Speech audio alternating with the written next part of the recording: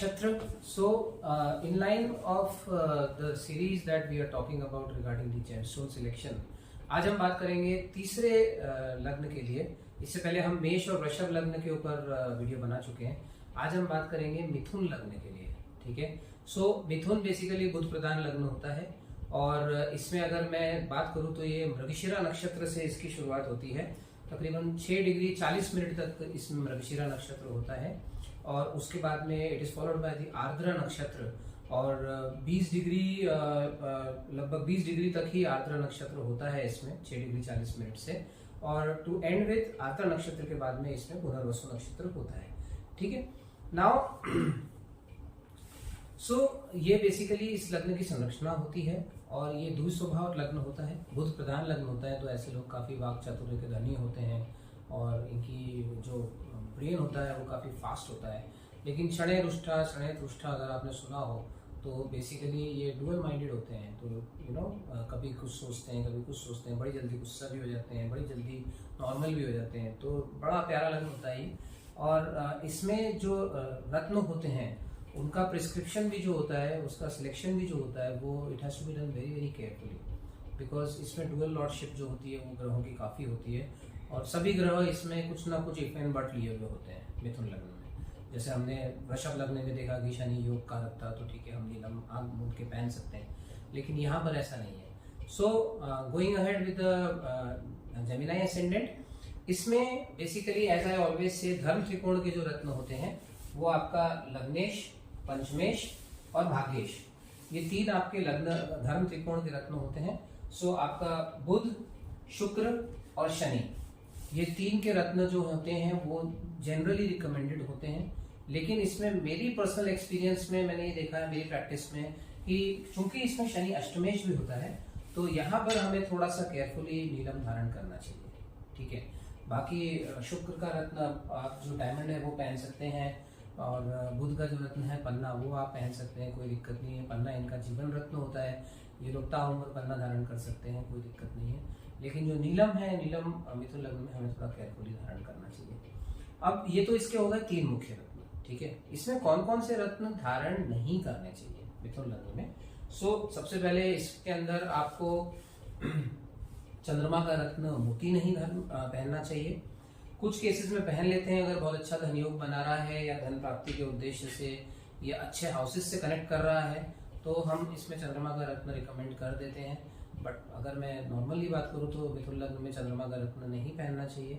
Again अगर third house Lord की बात करूं सूर्य की, तो माणिक इसमें नहीं धारण करना चाहिए मिथुन लग्न में.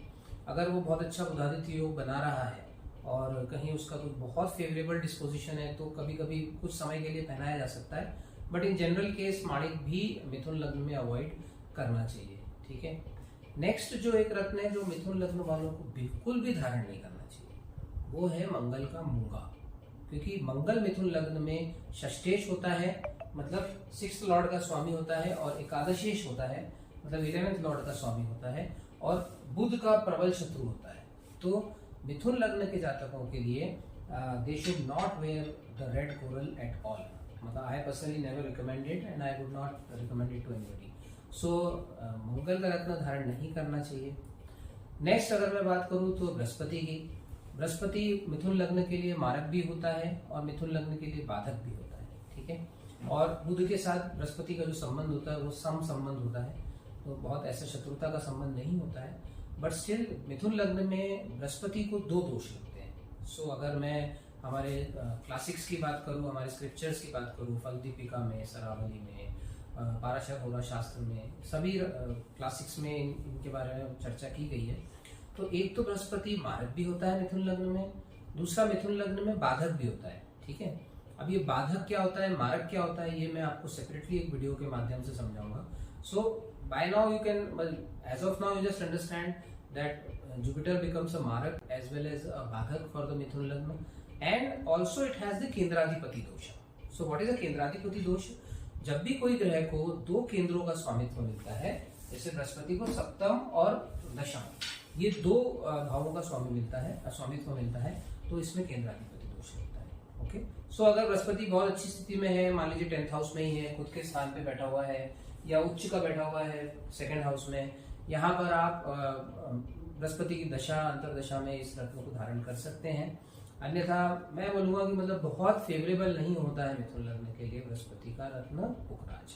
ठीक है, सो अगेन जो सबसे क्लियर रत्न निकल के आते हैं मिथुन लग्न के लिए वो होते हैं पन्ना और डायमंड। ये दो रत्न जो होते हैं वो काफी फेवरेबल होते हैं। अपार्ट फ्रॉम दैट एक चीज जो मैं पहले भी बोल चुका हूँ कि हर लग्न में आपने फेवरेबल रत्न तो निकाल लिए। नाउ फेवरेबल रत्न निकालने के बाद आपको क्या देखना है कि ये जो फेवरेबल रत्न है वो बेसिकली कहीं दुस्थान में तो नहीं बैठे हैं। मान लीजिए आपने लेटेस्ट से पन्ना पहनने का चयन किया और आपका जो बुध है वो 6th हाउस में बैठा हुआ है, या फॉर दैट मैटर वो 12th हाउस में बैठा है या 8th हाउस में बैठा हुआ है, तो ऐसी कंडीशन में आप जो बुध का रत्न है पन्ना वो आपको अवॉइड करना चाहिए, पहली चीज। दूसरी चीज ये, मान लीजिए यही बुध लेटेस्ट से मंगल के साथ बैठा हुआ है, या आपको हीरा पहनना है, आपका शुक्र पंचमेश है, आपने सोचा मैं हीरा धारण करता हूँ, लेकिन अगर आपका डायमंड वीनस जो है वो लेटेस्ट से यहाँ बैठा हुआ है 3rd हाउस में और 6th लॉर्ड के साथ में बैठा हुआ है मंगल के साथ में, तो तब भी आपको ये डायमंड धारण नहीं करना है, क्योंकि 6th 8th 12th लॉर्ड के स्वामियों के साथ भी अगर उस ग्रह की युति होती है तो आप उस रत्न को छोड़ दीजिए। नाउ नेक्स्ट इज वो ग्रह किस नक्षत्र में है, उसका नक्षत्र स्वामी कौन है और उस नक्षत्र की कैरेक्टरिस्टिक क्या है। ठीक है, ये भी आपको देखना चाहिए कि वो सौम्य नक्षत्र में है या उग्र नक्षत्र में है या तीक्ष्ण नक्षत्र में है। So do check the characteristics of the nakshatra also where the planet is placed. Also check the debilitation and exaltation of the planet, right. Usually अगर प्लैनेट एक्सॉल्टेड है तो उतना परेशानी नहीं होता है, लेकिन अगर वही प्लैनेट डेबिलिटेटेड है then please avoid wearing that gemstone. So for example अगर आप वीनस सिलेक्ट करते हैं कि आपको डायमंड पहनना है और अगर आपका जो शुक्र है वो 4th हाउस में नीच का है तो please don't wear that stone, okay.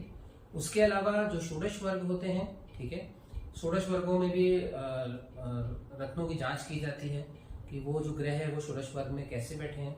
अगर आप पूरा षोडश वर्ग नहीं देख सकते तो एटलीस्ट आपको जो द्रेकान है, जो ग्रह का ओजस और ग्रह का एक्शन बताता है, द्रेकान देखिए, ग्रह का नवमांश देखिए, ठीक है, और उसके अलावा एक बार चलित कुंडली में ग्रह की स्थिति देखिए कि वो जो पर्टिकुलर ग्रह है वो चलित कुंडली में कहाँ बैठा है।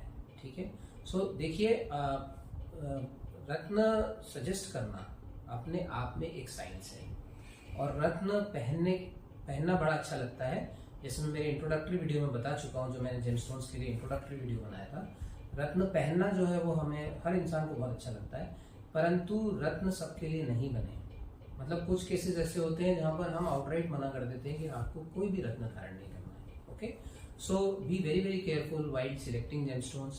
I always say they are beautiful gifts of Mother Earth. They can bless you, but on the same time they are very dangerous also. ठीक है, so that is about today's video, alright. And अगर आपको मेरा video अच्छा लगता है तो do like, share and subscribe my channel. I'll be very soon coming up with the next ascendant, that is the Cancer ascendant. Okay, so signing off for now. Thank you so much.